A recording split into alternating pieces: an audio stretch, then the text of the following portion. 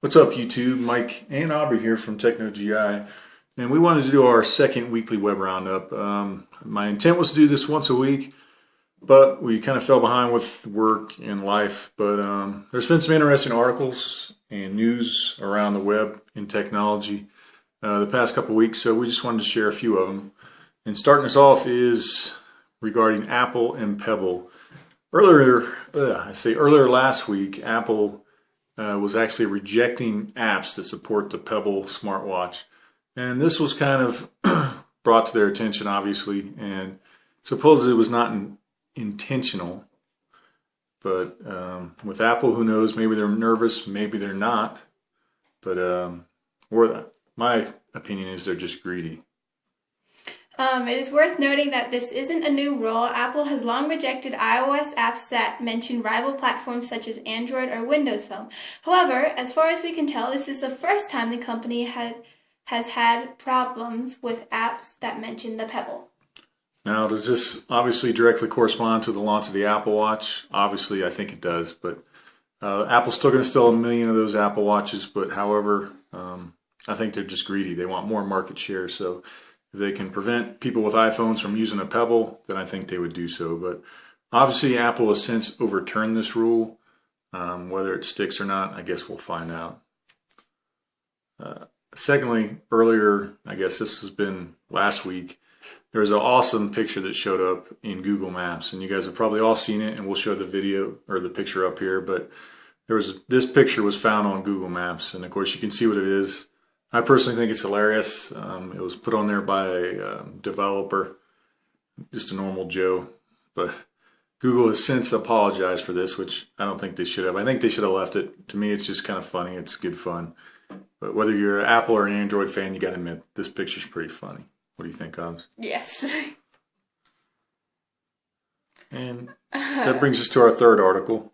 Earlier last week, two men literally tried to stab each other to death during a heated debate over smartphones. Now, I personally love technology.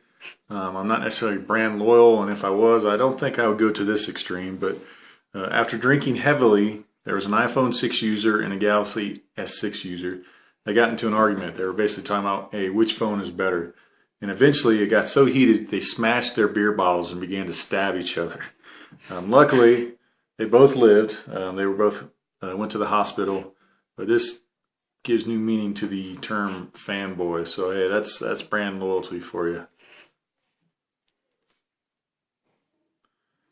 All right, so this brings us to our fourth article. We actually saw this movie on Friday, but it's the Avengers: Age of Ultron.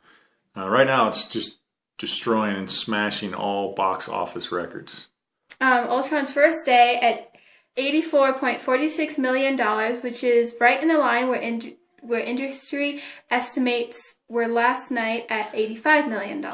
That puts Ultron right behind Harry Potter and the Deathly Hallows Part 2's first day at $91.07 million, and above the first Avengers, which bowed to $80.8 million. So basically on the opening day, the Avengers actually made about almost $85 million, and that makes it the number 2 of all time. And surprisingly, like Aubrey said, the number 1 was Harry Potter. Go figure. I don't know. I've never seen that, and personally, I'm not a big Harry Potter fan, but apparently that was number 1. But the Avengers is actually opened at number 2, and I guarantee before the weekend is over, this is probably going to be the number 1 opening weekend of all time. This movie's going to make a ton of money. So if you haven't seen it, it's worth seeing, but pretty impressive. It's just going to make money hand over fist. And this brings us to our last article, and this is about the Microsoft Surface Pro 4. I did a preview and my thoughts on the Surface 3, which I think is awesome. Of course, the tech rumors have been flying about the Microsoft Surface 4, and the rumor is that Microsoft will actually tip this later this month. A report published by SlashGear claims that Microsoft will be announcing the Surface Pro 4 at their dedicated Microsoft event by the middle of the month. While SlashGear isn't entirely confident about the information, they do believe that it could be accurate since the Surface Pro 3 was announced last year on May 20th.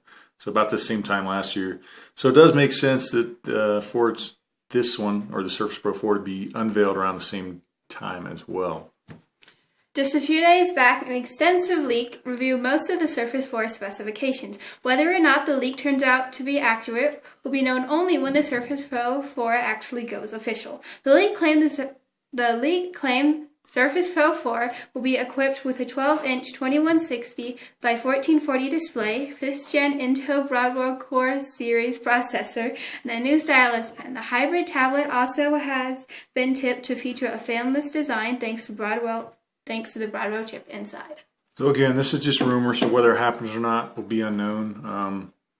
Personally, I hope they don't go with the Broadwell chip. I mean, the Broadwell, of course, is going to give it better battery life, but it would actually make it less powerful than the current gen as far as processing power.